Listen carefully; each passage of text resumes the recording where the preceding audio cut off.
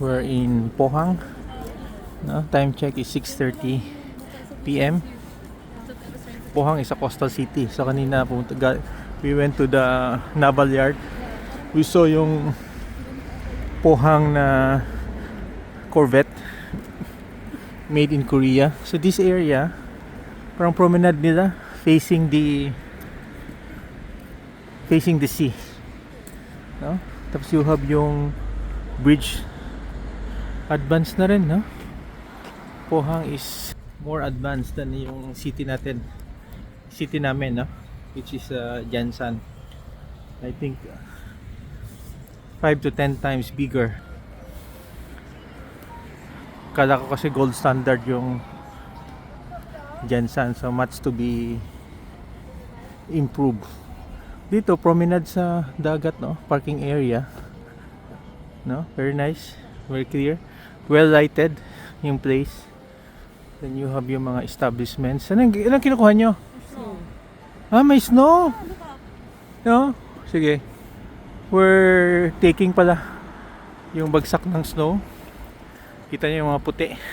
One reason na we went here in Korea is to witness yung pagbagsak ng snow. No? Well lighted yung. Hopefully sana before we leave in 2 to 3 days sa Busan, we'll be experiencing yung snow, no? Here in Korea kasi winter siya. Winter like now, this is sub-zero yung temperature. So 3 layer yung damit, 2 thermal. Magandang beach area nila, no? Beachfront.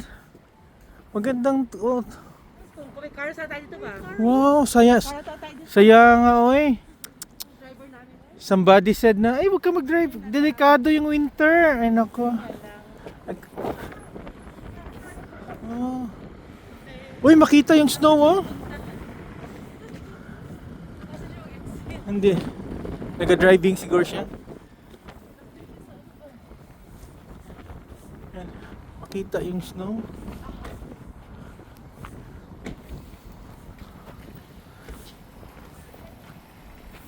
Anong oras yung last gis, no? Stand up.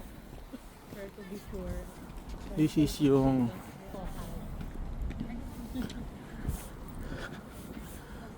ganda, tignan mo. Promenade. Well maintained yung harap ng dagat. Ganda, Kiars, oh. Well maintained, no? Oh. Very nice. They have yung mga architectural.